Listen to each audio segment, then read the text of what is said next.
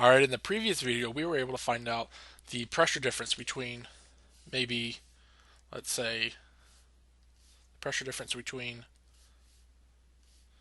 a tank of hydrogen, pressure of the atmosphere. So with this we could. But let's say we wanted to find the pressure difference between the fluid and a pipe. So how would we find the pressure difference between this side, let's say this is P1, and this side P2? Now, from just looking at this, which one would you say had the higher pressure? The higher pressure. Would you say it's P1 or P2? And more importantly, which way do you think the fluid is flowing through this pipe? Is it flowing that way or that way?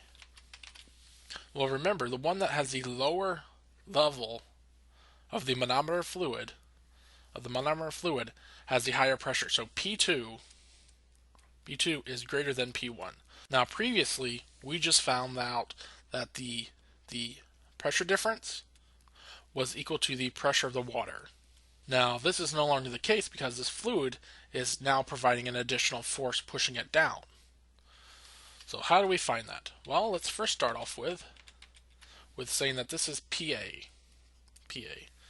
And PA is equal to P2 plus the pressure due to this column of fluid.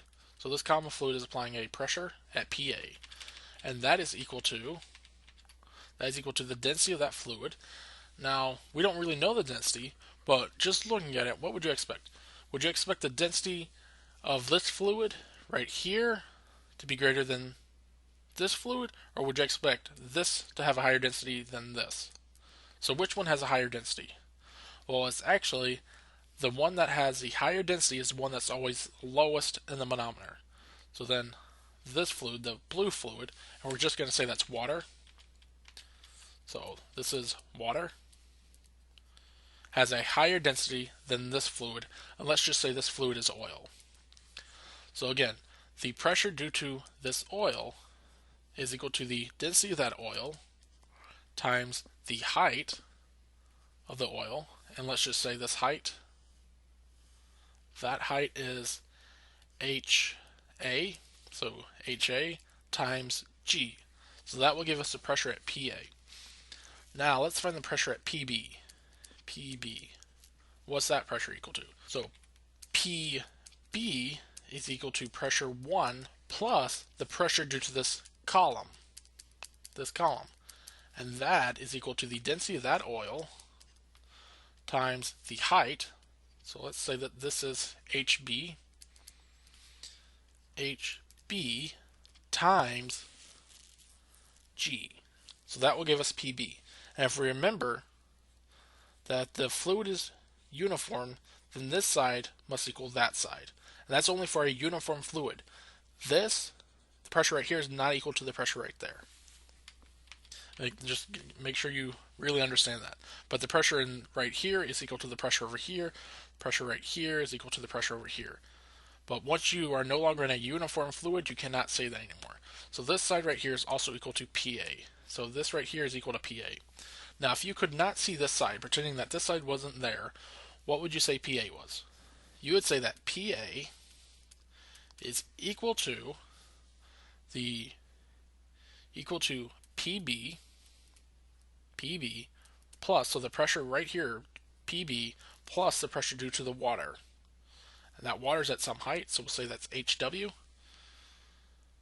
So plus the pressure due to the water, which is the density of the water times the height of the water times G. So now, if we plug in this right here for PB, we get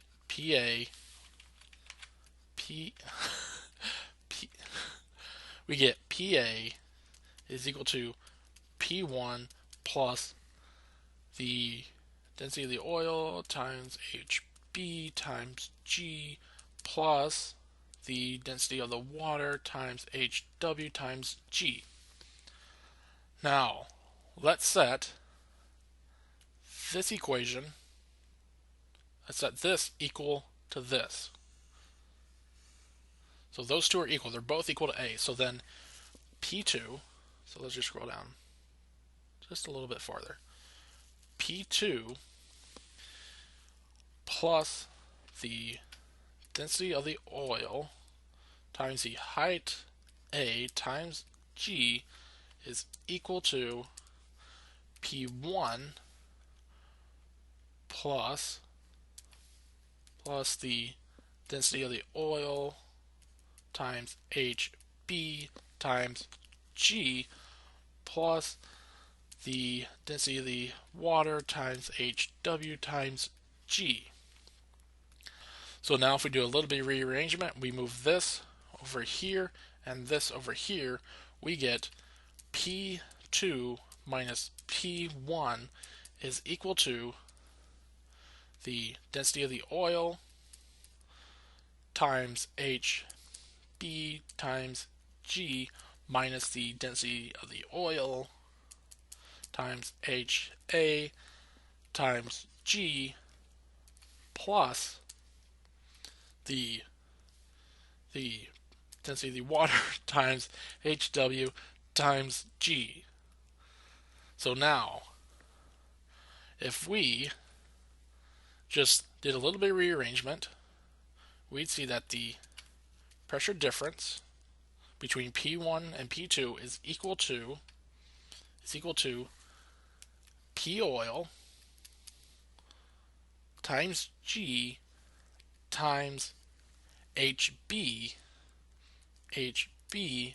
minus HA. So all we did was move out the density of the oil and G, and we get the density of the oil times G times HB minus HA